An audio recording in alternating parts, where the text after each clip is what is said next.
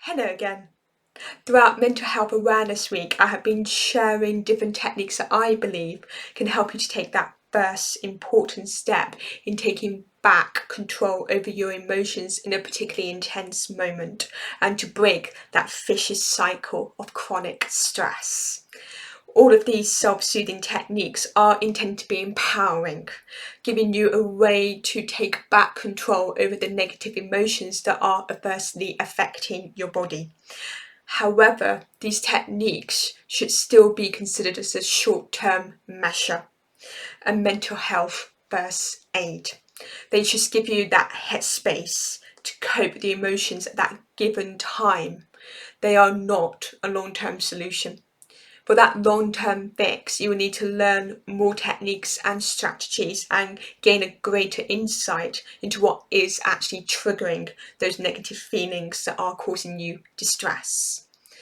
Today, I'm going to be sharing with you a technique called the Circle of Power.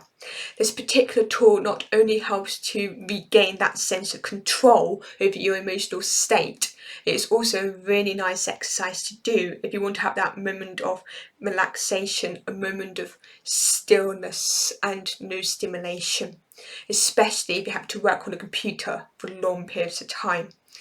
To create the Circle of Power, what you have to do is get yourself comfortable in a seated position and then place your hands onto your knees with one hand on each leg with your palms open and facing up.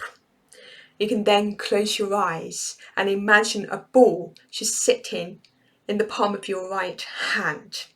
In your mind, you just take a moment to observe and feel that ball in your hand. In your imagination, notice its weight, notice its texture. Now, in your mind, make that ball travel all the way up your right arm towards your right shoulder.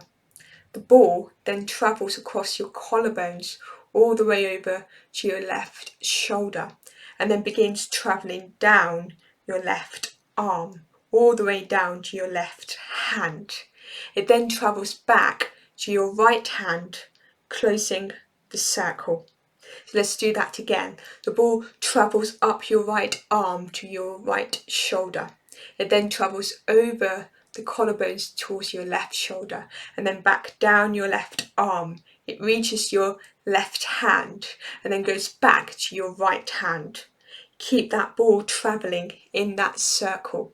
The speed at which the ball is travelling does not matter. It can be as fast or as slow as you like or need. As the ball is circling around, you can begin to imagine any unwanted feelings or emotions, any worries or concerns, any unwanted thoughts being pushed out of this circle of power. Within this circle of power, you can build your inner calmness, your inner strength, your inner confidence. You can choose how you want to feel. You can choose how you want to respond. Focus on that ball circling around and let your breathing just become even and slow.